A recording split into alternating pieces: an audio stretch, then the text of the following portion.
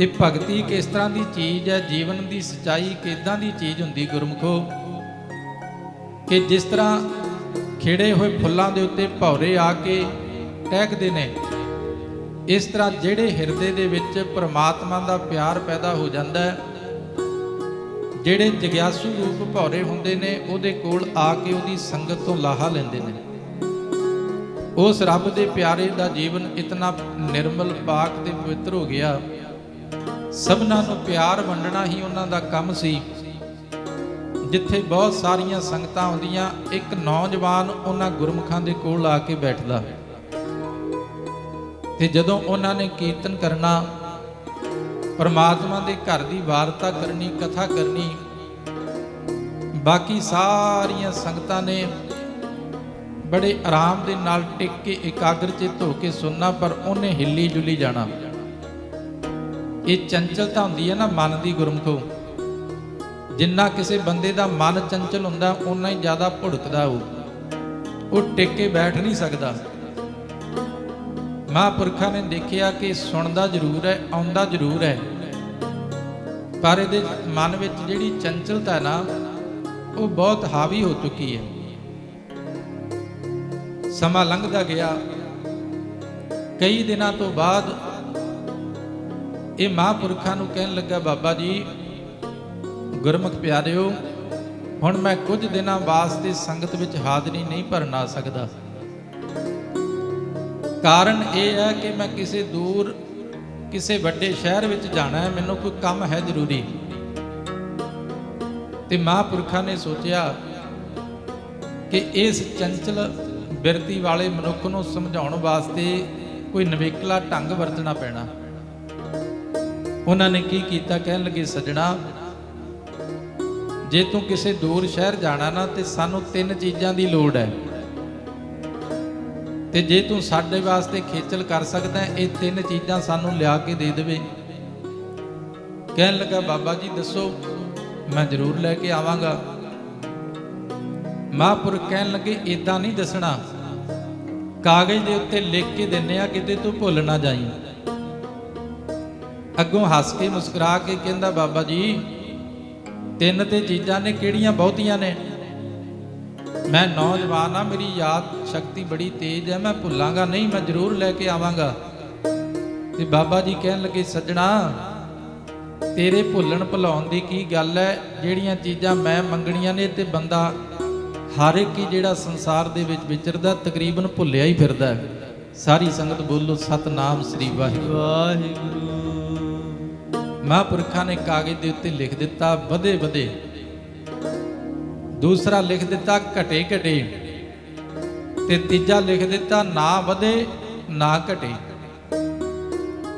ਕਾਗਜ਼ ਸਮੇਟਿਆ, ਉਹ ਨੌਜਵਾਨ ਗਿਆ, ਬਾਜ਼ਾਰ ਦੇ ਵਿੱਚ ਫਿਰਦਾ, ਤੇ ਉਹ ਜਿਹੜਾ ਕਾਗਜ਼ ਖੋਲ ਕੇ ਉਹਨੇ ਜਦੋਂ ਪੜ੍ਹਿਆ ਨਾ, ਉਹਨੂੰ ਆਪ ਵੀ ਹੈਰਾਨੀ ਹੋਈ ਕਿ ਇਹ ਜਿਹੜੀਆਂ ਚੀਜ਼ਾਂ ਬਾਬਾ ਜੀ ਨੇ ਮੰਗਾਈਆਂ, ਗੁਰਮੁਖਾਂ ਨੇ ਮੰਗਾਈਆਂ, ਇਹ ਤੇ ਮੈਂ ਪਹਿਲਾਂ ਕਦੇ ਸੁਣੀਆਂ ਹੀ ਨਹੀਂ। ਪਰ ਹੋ ਸਕਦਾ ਹੈ ਮੇਰੀ ਸੋਚ ਤੋਂ ਪਰੇ ਦੀਆਂ ਕੋਈ ਚੀਜ਼ਾਂ ਹੋਣ।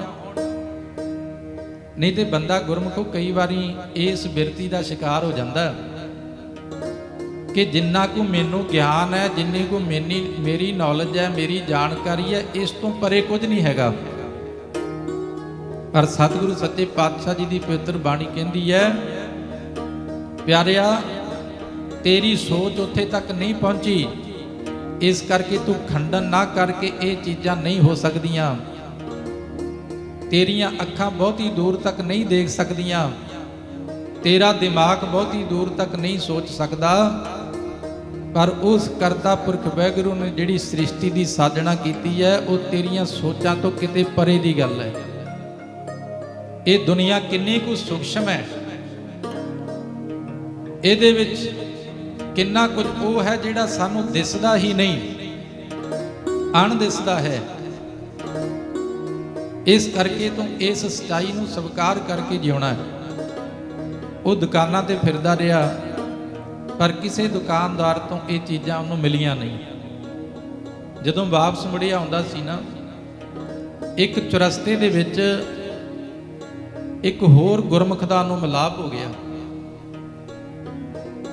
ਸਾਧੂਆਂ ਵਾਲਾ ਲਿਬਾਸ ਦੇਖ ਕੇ ਉਹਨੇ ਉਹ ਕਾਗਜ਼ ਦਾ ਟੁਕੜਾ ਕੱਢ ਕੇ ਉਹਨਾਂ ਦੇ ਸਾਹਮਣੇ ਕਰਨ ਤੋਂ ਪਹਿਲਾਂ ਆਖਿਆ, ਬਾਬਾ ਜੀ ਆਹ 3 ਚੀਜ਼ਾਂ ਮੈਨੂੰ ਚਾਹੀਦੀਆਂ ਸੀ, ਪਰ ਮੈਂ ਸਾਰਾ ਬਾਜ਼ਾਰ ਫਿਰ ਲਿਆ, ਮੈਨੂੰ ਕਿਤੋਂ ਮਿਲੀਆਂ ਨਹੀਂ।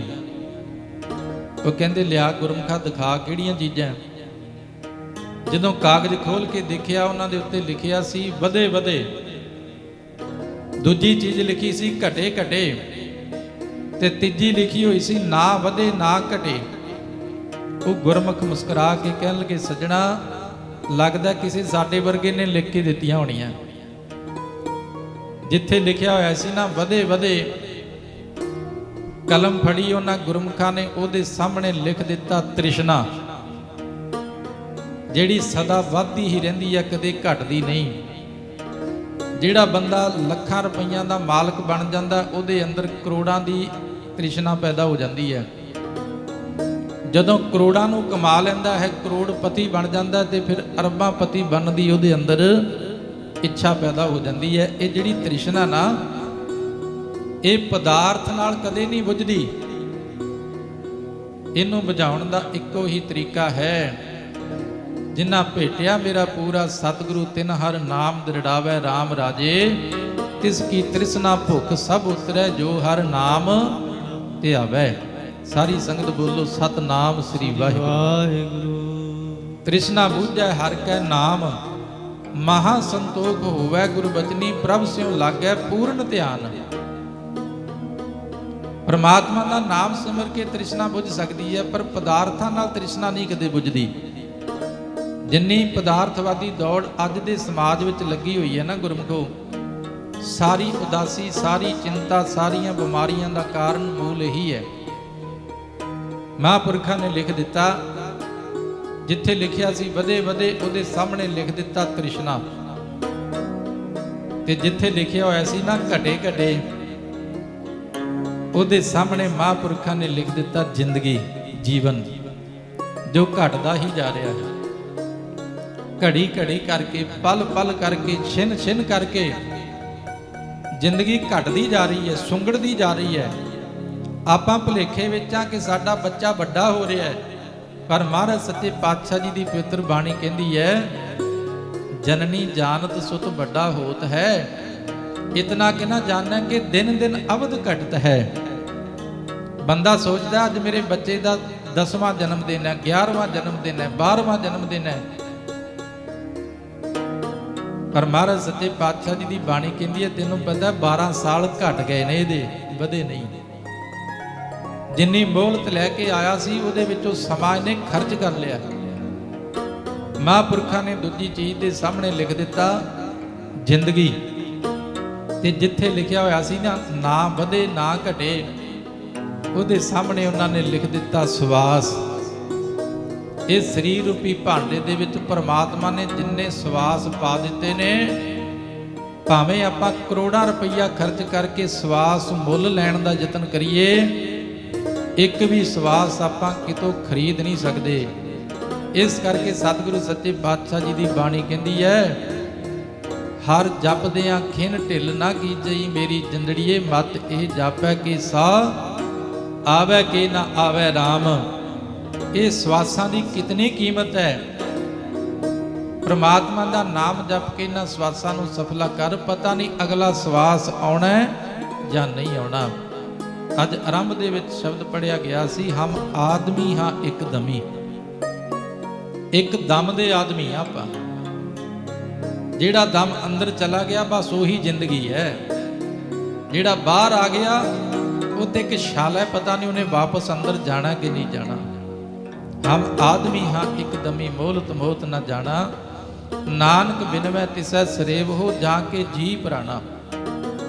ਸੋ ਉਹ ਨੌਜਵਾਨ ਨੇ ਜਦੋਂ ਗੁਰਮੁਖਾਂ ਦਾ ਉੱਤਰ ਸੁਣਿਆ, ਤੇ ਜਿਹੜੀ ਮਨ ਵਿੱਚ ਚੰਚਲਤਾ ਸੀ ਨਾ ਗੁਰਮੁਖੋ, ਉਹ ਚੰਚਲਤਾ ਦੇ ਮੰਨ ਲਓ ਖੰਭ ਕੁਤਰੇ ਗਏ। ਜਿਵੇਂ ਪੰਛੀ ਦੇ ਖੰਭ ਕੁਤਰੇ ਜਾਣ ਨਾ, ਤੇ ਉਹ ਉਡਾਰੀ ਮਾਰਨਾ ਭੁੱਲ ਜਾਂਦਾ ਹੈ।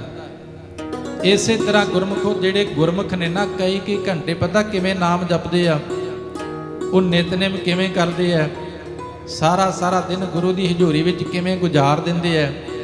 ਉਹਦੇ ਪਿੱਛੇ ਕਾਰਨ ਇਹ ਹੁੰਦਾ ਕਿ ਉਹਨਾਂ ਦੇ ਜੀਵਨ ਦੀ ਚੰਚਲਤਾ ਦੇ ਖੰਭ ਕੁਤਰੇ ਗਏ ਨੇ। ਜੇ ਮਨ ਨਹੀਂ ਉੱਠਦਾ ਤੇ ਤਨ ਨੇ ਕਿੱਧਰ ਜਾਣਾ ਗੁਰਮੁਖੋ। ਸਾਡਾ ਮਨ ਹੀ ਹੈ ਜੋ ਸਾਨੂੰ ਟਿਕਣ ਨਹੀਂ ਦਿੰਦਾ, ਸੰਗਤ ਵਿੱਚ ਜਾ ਕੇ ਵੀ ਬੈਠਣ ਨਹੀਂ ਦਿੰਦਾ।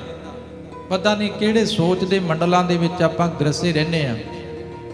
ਉਹ ਨੌਜਵਾਨ ਦੇ ਅੰਦਰੋਂ ਚੰਚਲਤਾ ਮਿਟ ਗਈ, ਬੈਰਾਗ ਆ ਗਿਆ ਤੇ ਉਸ ਦਿਨ ਤੋਂ ਬਾਅਦ ਉਹਨੇ ਗੁਰਮੁਖਾਂ ਦੀ ਸੰਗਤ ਨੂੰ ਮਨ ਕਰਕੇ ਕੀਤਾ। ਬਸ 1-2 ਮਿੰਟ ਵਿੱਚ ਸਮਾਪਤੀ ਹੈ ਗੁਰਮੁਖੋ। ਮਨ ਕਰਕੇ ਸੰਗਤ ਕਰਿਆ ਕਰੀਏ। ਮਨ ਨੂੰ ਉਪਦੇਸ਼ ਦਿੱਤਾ ਸਾਰਾ ਗੁਰਬਾਣੀ ਨੇ। ਜਦੋਂ ਆਪਾਂ ਗੁਰੂ ਘਰ ਜਾ ਕੇ ਮਨ ਹਾਜ਼ਰੀ ਨਹੀਂ ਕਰਨਾ, ਮਨ ਜੋੜਨਾ ਹੀ ਨਹੀਂ, ਤੇ ਗੁਰਮੁਖੋ ਜੇ ਲਾਰੀ ਦੀ ਦੁਕਾਨ ਤੇ ਜਾ ਕੇ ਆਪਾਂ ਕੱਪੜੇ ਹੱਥ ਵਿੱਚ ਫੜ ਕੇ ਸੋਚੀ ਜਾਈਏ ਕਿ ਇਹਨਾਂ ਨੂੰ ਰੰਗ ਚੜ ਜਾਏਗਾ, ਨਹੀਂ ਚੜਨਾ। ਜੇ ਕੱਪੜੇ ਨੂੰ ਰੰਗ ਚੜਾਉਣਾ ਤੇ ਲਲਾਰੀ ਦੇ ਹੱਥਾਂ ਵਿੱਚ ਦੇਣੇ ਪੈਣਗੇ, ਲਲਾਰੀ ਉਹਨੂੰ ਮੱਟੀ ਵਿੱਚ ਪਾ ਕੇ ਰੰਗੇਗਾ। ਤੇ ਜੇ ਗੁਰੂ ਦੇ ਚਰਨਾਂ ਵਿੱਚ ਜਾ ਕੇ ਆਪਾਂ ਮਨ ਗੁਰੂ ਨੂੰ ਦੇਣਾ ਹੀ ਨਹੀਂ, ਮਨ ਜੋੜਨਾ ਹੀ ਨਹੀਂ, ਮਨ ਲੀਨ ਹੀ ਨਹੀਂ ਕਰਨਾ, ਤੇ ਫਿਰ ਸਾਰੀ ਜ਼ਿੰਦਗੀ ਗੁਰਦੁਆਰੇ ਜਾਂਦਿਆਂ ਦੀ ਲੰਘ ਚੱਲੀ ਹੈ। ਦੁਨੀਆ ਅੱਜ ਸਾਨੂੰ ਕਹਿੰਦੀ ਹੈ ਵੀ ਪਿੰਡ ਪਿੰਡ ਗੁਰਦੁਆਰੇ ਬਣ ਗਏ ਨੇ, ਅਸਰ ਕਿਉਂ ਨਹੀਂ? ਜਿਹੜੀ ਚੀਜ਼ ਦੇ ਉੱਤੇ ਅਸਰ ਹੋਣਾ ਸੀ ਉਹ ਮਨ ਲੈ ਕੇ ਕਿੰਨੀ ਕੁ ਸੰਗਤ ਗੁਰੂ ਕੋਲ ਜਾਂਦੀ ਹੈ।